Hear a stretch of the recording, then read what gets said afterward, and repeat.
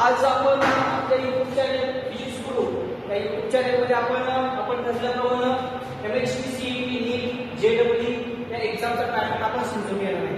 तर मित्रांनो, आपण नव्याने चालू करत असलेला फिजिक्स गुरु या YouTube चॅनलला लाईक करा, सबस्क्राइब करा आणि जास्तीत जास्त शेअर करा. चला मित्रांनो, आपण बघूया हे जे काय एक्झाम आहे ते एक्झामचा नेमका पॅटर्न काय असतो, मार्किंग सिस्टीम काय असते, हे सगळं आपण काय करूया बघूया. मित्रांनो, 12वी नंतर आपण MHTCET नीट आणि JEE या मेन 3 एक्झाम आपण काय करत असतो किंवा देत असतो. मग MHTCET दिल्यानंतर आपल्याला कुठे ऍडमिशन भेटतं, नीट आपण कुठल्या एक्झामसाठी दिली पाहिजे, त्यानंतर JEE असेल त्याच्यानंतर आपण कुठल्या फॅकल्टीमध्ये ऍडमिशन घेऊ शकतो ते आपण काय करणार बघूया. मित्रांनो, या सर्व एक्झामची तयारी जी आहे आपण 12वी म्हणजे 10वी पास झाल्यानंतर आपण काय करतो सुरू करू. तर मित्रांनो, MHTCET ही बाबा स्टेट लेवलला घेतली जाणारी एक्झाम आहे. हे परीक्षा लॉंग फॉर्म आहे, महाराष्ट्र कॉमन एंट्रन्स एक्झाम. ही परीक्षेतून आपण इंजिनिअरिंग फील्ड मध्ये जाऊ शकतो, ऍग्रीकल्चरल फील्ड मध्ये जाऊ शकतो, फार्मसी फील्ड मध्ये जाऊ शकतो. तसंच नीट एक्झाम कशासाठी असते तर मेडिकल क्षेत्रामध्ये ऍडमिशन घेण्यासाठी, जसं तुम्हाला MBBS असेल, BHMS असेल, BDMS असेल, त्याच्यासाठी नीट एक्झाम आहे. त्याच्यानंतर JEE जे आहे, JEE कशासाठी असते तर आपल्याला IIT मध्ये जाण्यासाठी, NIT मध्ये जाण्यासाठी आपल्याला JEE द्यावं. JEE जे आहे ते JEE मध्ये 2 पेपर असतात.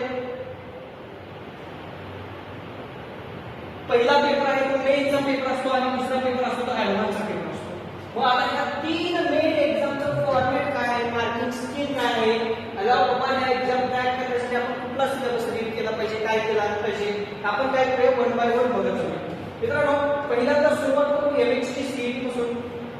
महाराष्ट्र स्टेट गव्हर्नमेंट जे MHTCET एक्झाम घेतं, MHTCET मित्रांनो ही एक्झाम असते 200 मार्काची. ती मार्काची असते बघा 200 मार्काची असते. प्रत्येकाचे 12वी मध्ये 2 ग्रुप असतात. एक असतो तो PCM ग्रुप आणि दुसरा असतो तो PCB ग्रुप. म्हणजे काय की बाबा फिजिक्स, केमिस्ट्री, मॅथमॅटिक्स आणि फिजिक्स, केमिस्ट्री, बायोलॉजी. म्हणजे मॅथ्सचा ऑप्शनल सब्जेक्ट कुठला आहे तर बायोलॉजी. जसं आपल्याला सीईटीचे 2 पेपर असतात, एक PCM चा असतो आणि दुसरा PCB चा असतो. PCM चा पण पेपर आपल्याला 200 मार्काचा असतो, PCB चा पण पेपर आपल्याला 200 मार्काचा असतो.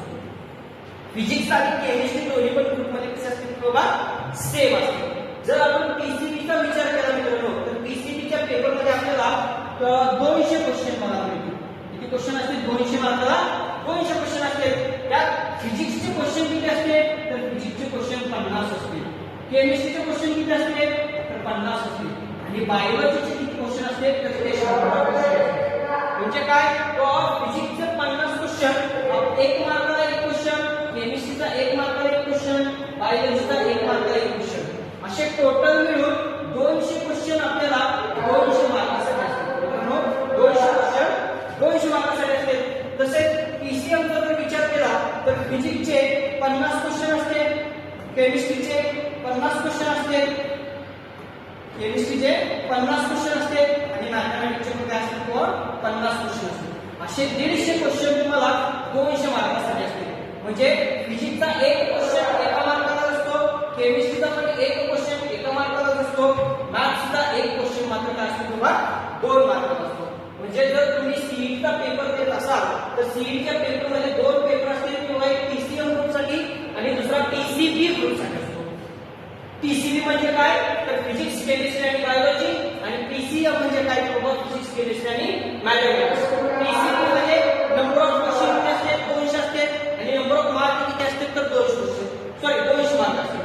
म्हणजे प्रत्येक क्वेश्चन हा 1 मार्काला असतो. तसंच PCM मध्ये 150 क्वेश्चन असते आणि 200 मार्क असते. जे काही मॅथमॅटिक्सचे क्वेश्चन आहेत ते मॅथमॅटिक्सचे क्वेश्चन 2 मार्काला 1 क्वेश्चन असतो. अशा पुढचे किती मार्क असतात बाबा 200 मार्क असतात.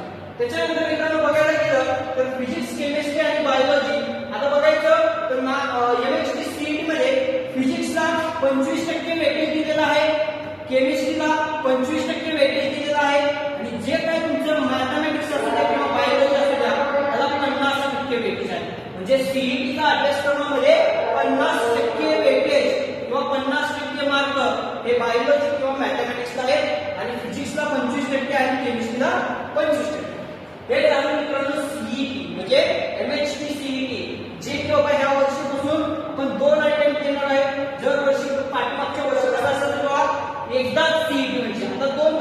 होणार आहे, फर्स्ट अटेम्प्ट आणि सेकंड अटेम्प्ट, अशा दोन अटेम्प्ट मध्ये काय करू शकतो आपण, सीईटी देऊ शकतो.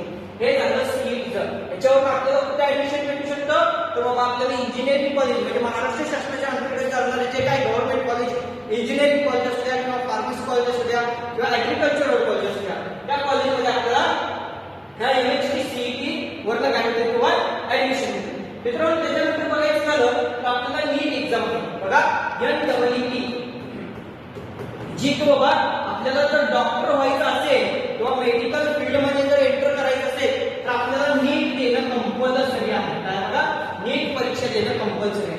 आता या नीट परीक्षेचा पॅटर्न काय आहे नेमका, तर नीट परीक्षा असते मित्रांनो 720 मार्काची. किती मार्काचे, 720 मार्काचे.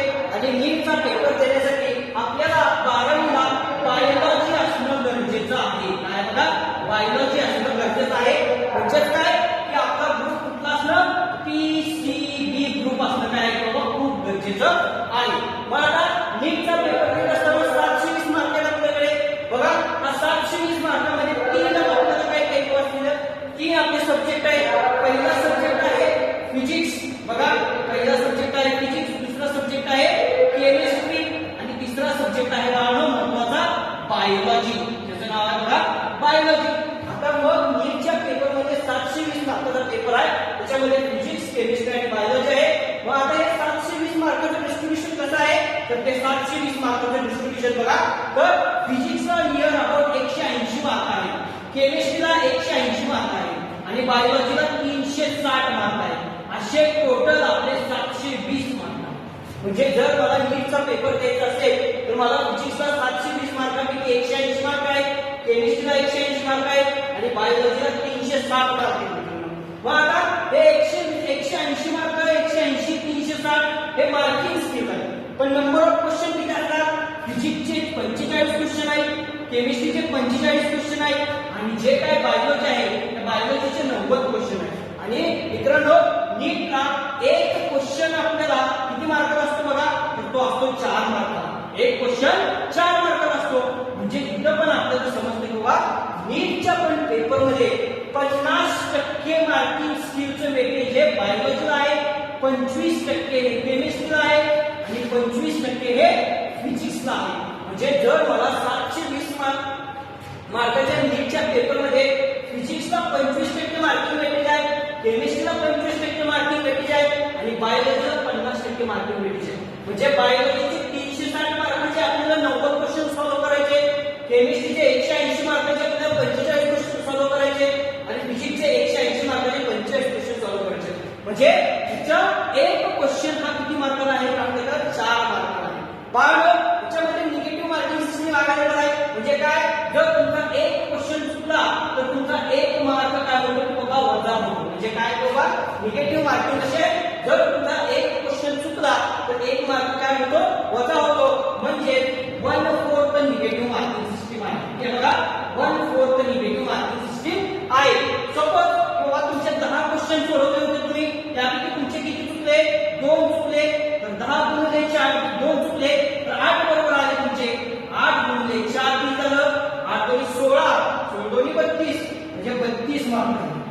आणि चुकले किती तुमचे, 2 चुकले, 2 वजा केले म्हणजे तुम्हाला 30 मार्क पडले. किती मार्क पडले बघा, 30. म्हणजे नीटला निगेटिव्ह मार्किंग सिस्टम काय आहे बाबा अवेलेबल आहे. व नीटचा अभ्यास करायचा असेल तर मला NCERTचा अभ्यास करणं खूप गरजेचं आहे. कशात बघा, NCERTचा अभ्यास करणं खूप गरजेचं आहे. म्हणजे NCERTचा अभ्यास करून मी काय करू शकतो किंवा नीटची एक्झाम क्वालिफाय करू शकतो. आता या नीटच्या एक्झाम क्वालिफाय करण्यासाठी आपल्याला फिजिक्स पण महत्वाचं आहे. फिजिक्स, केमिस्ट्री आणि बायोलॉजी हे आपल्याला खूप गरजेचं आहे. मित्रांनो हे 360 मार्काचं आहे, हे 180 मार्काचं आहे आणि हे 180 मार्काचं आहे. हे आपलं नीटच्या पेपरचं काय स्ट्रक्चर आहे. तसंच मित्रांनो हे जे मेडिकल क्षेत्रासाठी एकमेव एक्झाम आहे. तशीच आपल्याला IIT मध्ये किंवा NIT मध्ये शिकायची संधी पाहिजे असेल तर आपल्याला JEE नावाची एक्झाम द्यावी लागते. JEE जॉईंट एंट्रन्स एक्झाम ही बाबा नॅशनल लेवलला कंडक्ट केली जाते आणि या JEE चे 2 पेपर असतात. एक असतो मेन्स आणि दुसरा असतो ऍडव्हान्स. दुसरा असतो ऍडव्हान्स नावाचा पेपर असतो. मेन्सचा पेपर हा परत 300 मार्क मित्रांनो, हा 300 मार्काचा पेपर असतो. याच्यामध्ये फिजिक्स, केमिस्ट्री आणि मॅथमॅटिक्स म्हणजे JEE द्यायची असेल तर मला माझा मॅथ्स असणं गरजेचं आहे. म्हणजे माझा 12वीला PCM ग्रुप असणं खूप गरजेचं आहे. बघा, PCM ग्रुप असणं गरजेचं आहे. आता जसं बाबा नीटला 50% वेटेज बायोलॉजीला होतं, तसं आता JEE ला नाहीये. सगळ्या सब्जेक्टला इक्वल वेटेज आहे. म्हणजे फिजिक्सचे 25 क्वेश्चन, केमिस्ट्रीचे 25 क्वेश्चन आणि मॅथमॅटिक्सचे 25 क्वेश्चन. प्रत्येक क्वेश्चन हा 4 मार्कालाच आहे. किती मार्काला बघा? 4 मार्कालाच आहे. म्हणजे मला इथं बरं कळून येतं बाबा हा माझा 300 मार्काचा पेपर आहे आणि प्रत्येक सब्जेक्ट मला इक्वल वेटेज आहे. म्हणजे फिजिक्सचे इथे किती मार्क होते बघा मित्रांनो, 100 मार्काला फिजिक्स आहे, 100 मार्काला केमिस्ट्री आहे आणि 100 मार्काला काय मॅथमॅटिक्स आहे. असं टोटल मिळून मला किती होते? 300 मार्क होते. JEE वर आपण काय करू शकतो? NIT मध्ये जाऊ शकतो, IIT मध्ये जाऊ शकतो.